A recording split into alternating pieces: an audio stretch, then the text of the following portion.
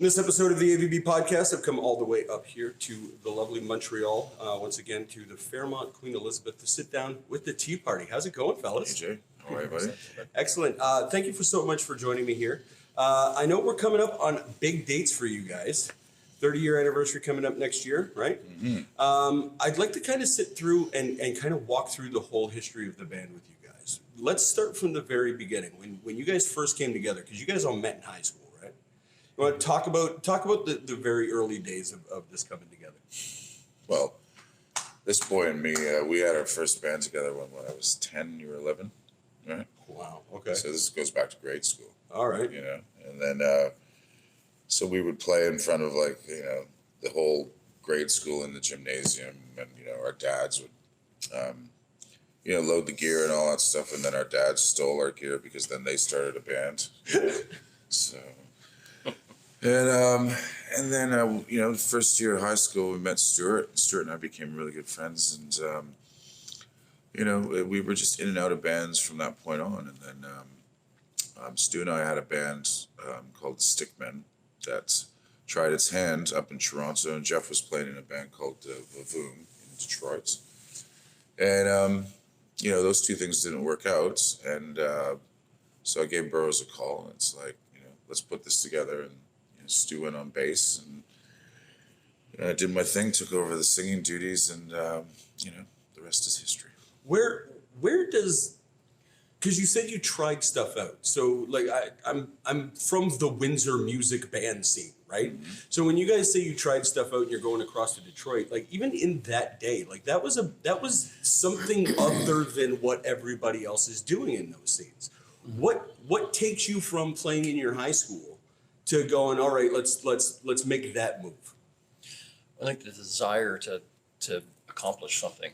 I mean, a lot of bands, God bless them, think that things happen on their own, and they don't. You have to be your own manager and agent. Stuart was so well versed in that from the get-go. But your own manager, your own agent, your own driver, you can make it in your own town, but that's not good enough. You have to get it's Windsor, or it's London, or it's another small-ish town.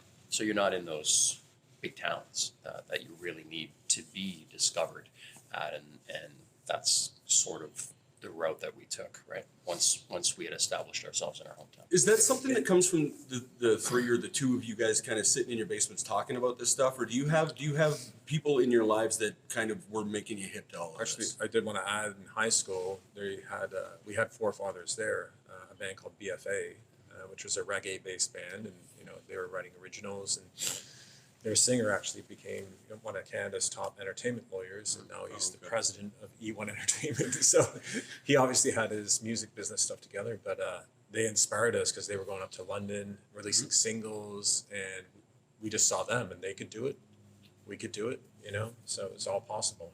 It's all it takes is one other artist ahead of you, and then all of a sudden you realize it's a possibility. So.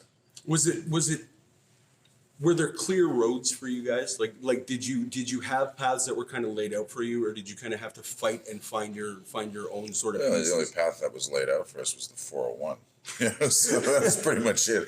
There was a lot of traveling on that, Right. But see, the thing about the Tea Party was that when it came out, when we started writing our original music and whatnot, pretty much every other band was trying to smell like Teen Spirit. Right. And we did not, at all. And it was also, I especially had a passion for world music, like music from the Middle East, music from India, that I wanted to, bring into the rock music that we were making. Mm-hmm. And I think a part of that, too, was just the three of us, along, as much as we, we're proud to come from Windsor and love Windsor, but it was also a way to escape Windsor, is like that world music thing, and bringing it into rock and roll, and then, luckily, it caught on with people. It really caught on with people, and then it allowed us to actually go to those places around the world, and back up what we do. So. Actually, right when the band formed, we were living in an apartment in Toronto, and our neighbor was a tabla teacher. So he came down. He was giving us all tabla lessons, and that led to a love of Indian music too. And we were fortunate enough a few years later to work with the Toronto Tabla Ensemble, and on stage for quite a few shows, we've had 8 Indian players with us. So it's really rounded out the sound and completed that idea of melding, creating that hybrid of world music, and rock music. Going through your catalog as I did recently, just kind of trying to listen to it from start to finish. One of the things that stood out to me so dramatically is exactly what you guys are talking about, is that connection to Eastern music. And I think, especially now that there's so much perspective on it, now there's a lot of Eastern music is finding its way into popular culture right now, but that's like, it sort of makes sense because of world history since 2001. You guys, what fascinated me about this is you guys were caught onto this 20 or 10 years before that. Yeah. And I wonder, A, where did it come from? But I think that's a little personal with you that me and you might get into when we talk about the full long thing. But so A, where did it come from? But B, did you guys have to, was it an advantage or was there disadvantages to the fact that you were bringing out these sort of like unusual sounds to what you were doing? There's definitely both Yeah. advantage and disadvantage. I remember trying to get Fire in the Head played on New York City radio, and they were like, you got to cut out that Arabic stuff in the middle and we'll play it. And it's like, oh, okay, well, that's kind of half the song there. But as for the influences on a broad base, I think we loved the Beatles and we loved the Stones, and Brian Jones went to Jujuka to work with the musicians there, and we just thought, there's this great big world of music out there. Why are we only seeing it through a pinhole, which is a white person's interpretation of blues, rock and roll? So, Yeah, I mean, one of the greatest things that Led Zeppelin ever did was Kashmir. Right. And so it's kind of like we took that and ran, and I just think there's nothing more powerful. Like when you put those two things together, like music from the Middle East, India, and you fuse it with rock music. Rock music doesn't get more powerful than that. Jeff, from your side of it,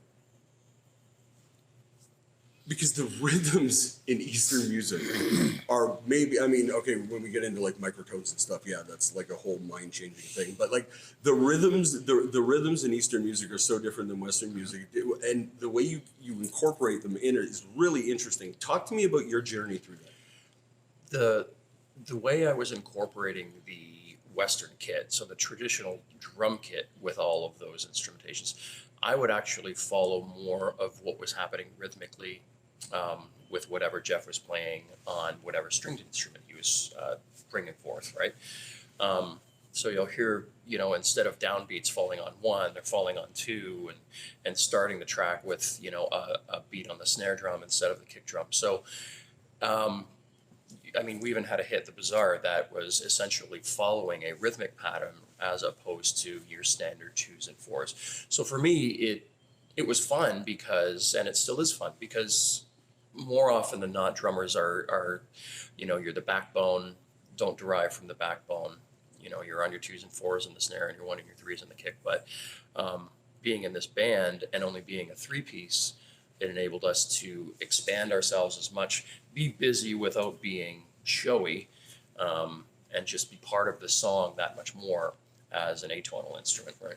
Yeah. that's what made Led Zeppelin great, was John Bonham working with Jimmy Page, set them apart from all the other bands. So, and I think we get compared to Led Zeppelin, and that's one of the main reasons is the drums are following what the guitar is doing. Do you guys talk music?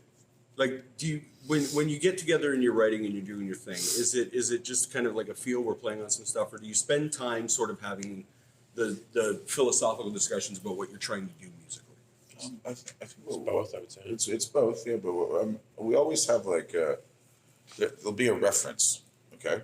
Like, it's the easiest way to do it, right? There's a reference, like there's a feeling of a certain song, okay, that's like from the past or even the present or whatever. Like how that sound came to be on that Deep Purple album, and then we researched it. Yeah, right. Yeah. We're Tell me the story. We're fresh from a rehearsal. Oh, writing it's just session, that's recording session. yeah. Well, we were just at the Armory in Vancouver, and there was this. We have this song it's very reminiscent of like a big Deep Purple song, okay, like Perfect Strangers or something like that, And I just wanted to like figure out, okay, well, like I really like the way that Richie Blackmore's guitar sounds, like sometimes in the solos. So I had the assistants like research it, right? And it turns out that he would preamp his guitar through a little 2-track, like take reel to reel, use the preamp in that, and then send it to a Marshall. So we were like, we just pulled out a little 2-track from the closet and plugged it in, and that's like, yeah, there it is. And it's there, and it was there dead on. Yeah, It's pretty fun. Is that part of the fun for you guys? Oh, yeah. Yeah, is like figuring out those little pieces and stuff. Yeah, because When it works. when it works. Yeah. If it doesn't work, we just take a picture anyway. It worked. We've always been like from Splendor Solace, but like especially Edges of Twilight. That's where like the sonic alchemy sort of started. Like we became like alchemists in the studio. Like there's no fear with this band when it comes to the studio. Yeah. Like no fear whatsoever. No fear. When we spun Jeff in the middle, it didn't Yeah. work out. Upside down. That was a video. That was 4 videos. Talk to me about the creative process for you guys and how it's developed from the early days until what it is today. Because one of the things that I find most interesting about what you guys do is because it's very sort of like thoughtful music, and you have a bit of a reputation, Jeff, of being a thoughtful human being, right? I'm sort of interested in where you guys came from at a very base where you're just kind of exploring the stuff on your own with no sort of like financial or like team backing to what it is today when you actually kind of have the ability to do whatever it is that you want to do with it. Well, back then we had the luxury of time. So, Okay. and lately we've been getting back to that where we do write in the same room, and that's what we did in Windsor about the Coaching Horses. We had this great space for free up there, and we'd play every night, and we'd hash out songs. Like I remember Sister Awake coming together, and that was in that basement somewhere, or So we've tried to realize that there is a need also for songs that are dreamt up, and maybe one member that creates more of it and comes to the band with a more well-formulated idea. Yeah, we all we bring ideas to the table, and that's the beauty of the Tea Party is that like that one idea will just metamorphosize into something bigger than the sum of the parts. Sometimes a song will get written though, and it won't really reach its full potential until you've played it live a couple times. Okay. So that's the one disadvantage if you do write something in the studio and you're not able to, because quite often the drum beat will change, and all of a sudden then the bass line will change, and then it will be like, wow, I wish we would have recorded that version. Oh, that's interesting. How do you remember a moment sort of like figuring that out where you got on stage after you had done this and sort of was like, oh man, like do you remember that being a thought? I do. Okay. Talk to me about it. Well, no, it's just when what Stuart mentioned earlier is you don't have the luxury of the time anymore. When you're younger, no kids, no anything. And you're all, you can't afford to live anywhere else. You're all together, and it's a day-to-day thing, and it's wonderful and it's fantastic and it's very youthful. And you get to play it, you write a song and you're playing it downstairs in the Coaching Horses, the next 2 weekends. And then you're rehashing it. And, I didn't really like this part, or this part didn't go over very well. Let's try to redo that part. And it's one of those situations now where you want to, first and foremost, please yourselves as writers and recording artists and for what you put out. But you want to be able to put out enough material so that you remain top of mind to your fan base and the population. So it's a bit of give and take in that sense. For me at least, you put out the best performance you can possibly do for what you have at the time. Mm-hmm. And for me, I think it just always gets better, looser, the punchier, and you start feeling the accents or the pushes and the pulls of the music and the nuances in his vocals and so on and so forth. But you don't really have that too often anymore. But that's the beauty of being in the Tea Party, because our fan base will come back and say, I love this song, but it's even better live. So it's nice. It made for a great record in 2012 when we recorded down in Australia live at the Horden Pavilion. Just the songs. I listen to that now and I'm so proud of that record. Have you ever taken the time to sort of like compare the two versions? No, we talked about time. Right. Yeah, no, of course. What about you, Jeff? What have you sort of noticed change through your It's just that this band is always like every tour is just another step in its evolution. You know, I mean, I truly believe this. Like the Tea Party, as musicians, the three of us, we get better every tour. You know, and in a beautiful way, it's very dangerous. You know, I'm loving it. You know, like this is a dangerous band. You know, and it's like, and it's another thing too, because like for instance, you know, Black River. Okay, so Black River, that song, it's a well composed rock song, right? But what makes it dangerous for the Tea Party is that you know that we could do Sister Awake, we could do The Bazaar, we can make these Middle Eastern sonic opuses, but we choose to make a rock song and we put everything in there. Like there's a lot in there, but it doesn't sound like it, but there is, and that's what makes a dangerous rock song. Like it's just it's potent. You know? Is it? Do you almost look at it, because I mean, as a lyricist too, as a writer, do you almost look at doing music like that, kind of like a turn of a phrase? Because I know, like as a writer, if I get a really good turn of a phrase, it kind of gives you that feeling. All right, I got one. Do you kind of get that? Yeah. Yeah. Yeah. Is that what you're going after sometimes? Sometimes. Yeah. Sometimes. Yeah. And like, you know, this new writing session that we just did, there's a few turn of phrases in that one. You know, so we're pretty excited about what the future holds. You know? Do you deal with all of the writing for the lyrics? Yeah, I have to. Yeah. Because I got to sing it. Right. You know, I mean, back in the day, I mean, like, Stuart and I co-composed the lyrics for "Save Me," you know, because that was actually, it started off as a Tea Party song, more or less, right? Didn't it? You need a Stickman song, but sorry. Sorry, it's a Stickman song. That's what I meant to say. Yeah, but now it's like, that's got to be my territory, because I'm the one that has to get up there and mean it, you know, and own it. So. Do you do that in, like, do you write to the music, or do you come to the studio with? I usually write to the music. Yeah. I let the music dictate the emotions, you know, and I see, like, I start to see things in color. Like I got a slight case of synesthesia, you know. So, Okay. and you know, I just think that for what we do and for how I write, it's the best way to go about it. Gotcha. I mean, there has been songs in the past where, like, for instance, when our manager, Steve Hoffman, passed away, that song, Oceans, that came to me, like, in 5 minutes. You know, it was the words, music, everything. Just came, you know, but that doesn't really happen a lot, so. Do you take joy in the polishing of, like, lyrics and music, or are you the kind of guy that hates that? Listen, I'm pretty hard on myself, you know, like when it comes to the lyrics, because I just it's gotta have weight, you know, it's gotta back up the power of the music. So I can be I can be very frustrated for these things sometimes. Is joy the wrong term? is maybe that what the chuckle was about? Yeah, well, you know. Yeah. I mean, He polishes and polishes and polishes. The greatest polisher ever. There's never been a greater Look at polisher. those boots. All right. So maybe we'll go in this direction. From where you started to where you guys are now. Tell me the things that surprised you the most along the way.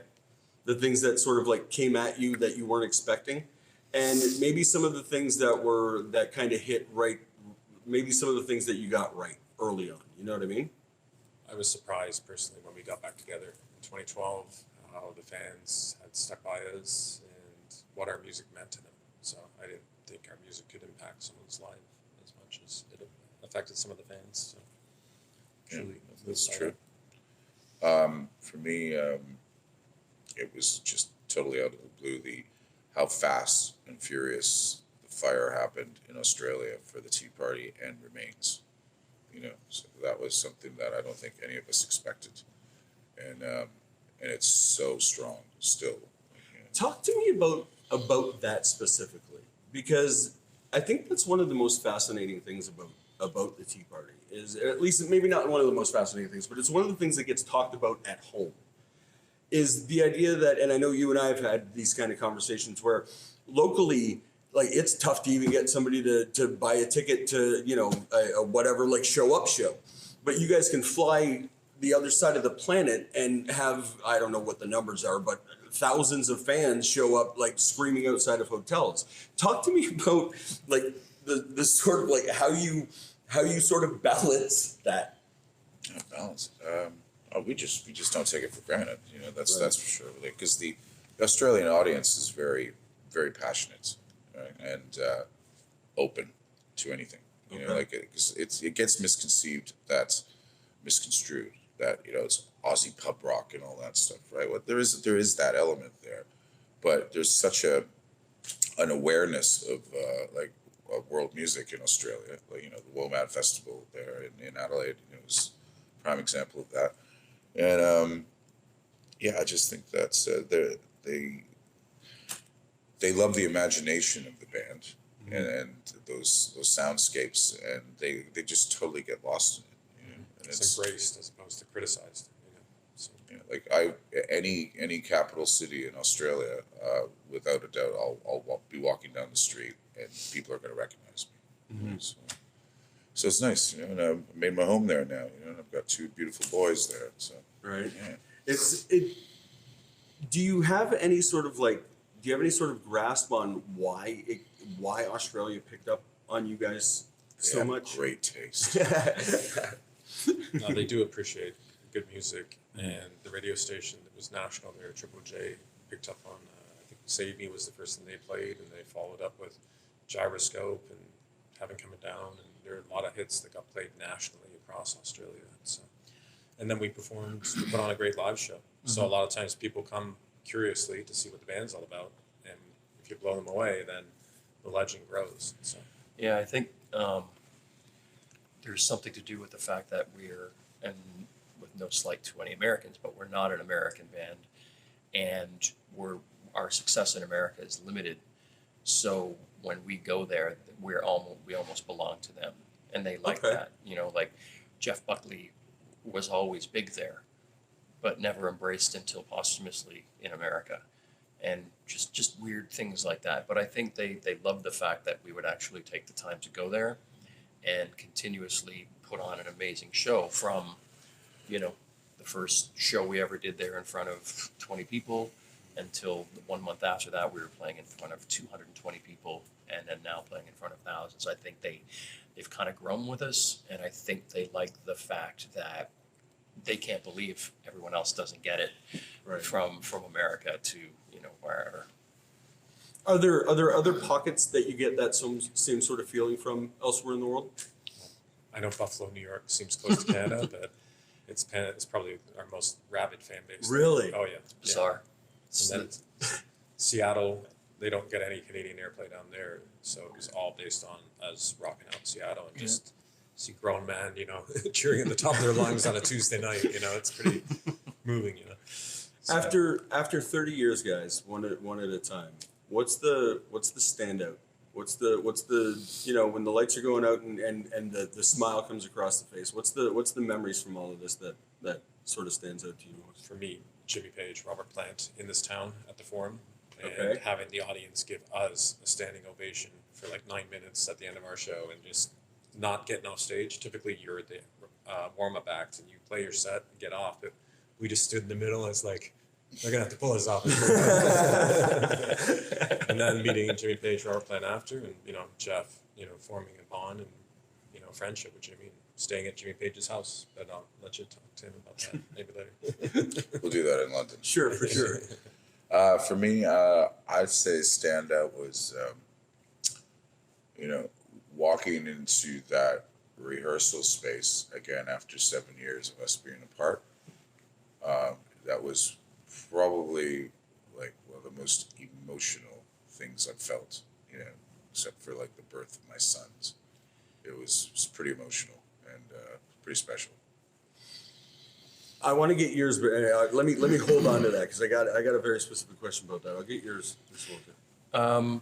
I would say mine would be when we played at the SARS Festival. Our manager, who eventually passed away, he was very sick at the time, couldn't make it to that show. And for us just to be able to be playing with AC/DC, Rush, the Rolling Stones, all of these people, I mean, playing 6 or 7 fans. Yeah, you know, at the time we were just under 400,000 when we were on. It was very emotional because it was all encompassing. Obviously, we had played in front of and headlined festivals where there were, say, 45,000 people, 48,000 people, and you get that, but the scope is kind of like that, and it just never ends. For this one, it just never ended over here, and it never ended over there, and you didn't know where to look. It was just phenomenal, and you know, we dedicated the show obviously to Stephen Hoffman, and yeah, so that was a big one for all of us because at the end of it, we were all just, you know, three kids sitting on the railing in front of the front house mixer with our arms over this part of the railing, just looking at each other, just freaking out because AC/DC was on stage, and then the Stones and Justin Timberlake joining it. It was phenomenal, just phenomenal. Talking about the time that you guys had apart,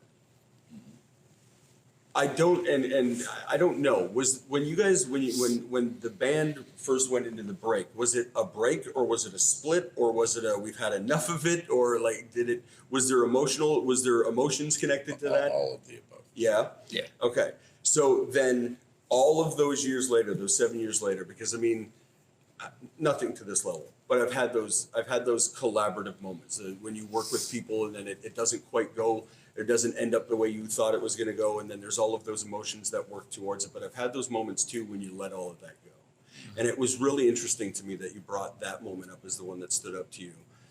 Well, it was the thing for me that I just, you know, I had a lot of things that I had to get over and figure out in my head. But, you know, the one thing that's just kept on gnawing at my soul was just how much I missed making music with these two gentlemen, you know, and my brothers, you know. And it's like, it's such a special thing, special band to be in, and it can't be faked, you know, with anything else, you know. So, I mean, you know, we all did some great work, you know, in that 7 years of different things, but it's never going to be as good as what we do together. One last thing. I know you have a sick wife you have to get to, so I'll ask one last question. There's a bunch of folks back at home, and Jeff, you're back home all the time. You get to see and talk to him all the time. He's the mayor. Yeah, pretty much. I've seen it happen. And hopefully, maybe we can make that work. But for the two of you, I don't know if you get the perspective very much. I'm wondering if you have anything for the music scene back at home. All of the guys that are grabbing their guitar and walking out to bars every night and wanting to do something in this world. What do you have to say to them? Go record with Marty. That's a good start. See Marty back. Yeah. It's the hardest working guy in Windsor, I think. 100%. Yeah. Absolutely agree. But and then try and get on Jeff Burrow's Christmas show in front of 5,000 people. Talk to the mirror. That's it. Anything? You know, I just say, like, just maybe take a page out of our book and, you know, just look out there at the world and see if there's anything that grabs you, right, that you can bring into your world, you know, and because that's where I think originality will, you know, breed. Yes. You know? Be one of a kind, not one of many. You know, Yeah. the weirder you are, almost, you know, you'll be that one weird band that people in Poland will listen to on Spotify. Then, you know. So. Gentlemen, it's been a pleasure. I'm looking forward to an opportunity. I know, Jeff, you and I are going to sit down for sure. We'll see you in London and AJ, hopefully thanks, we'll get a buddy. chance. Okay. Gentlemen, it's been such a pleasure. Thank you so much. Thanks, Val. Cheers. Thanks. Folks, we'll catch you on the next episode. All right. Good one, buddy. Yeah. Thanks, guys.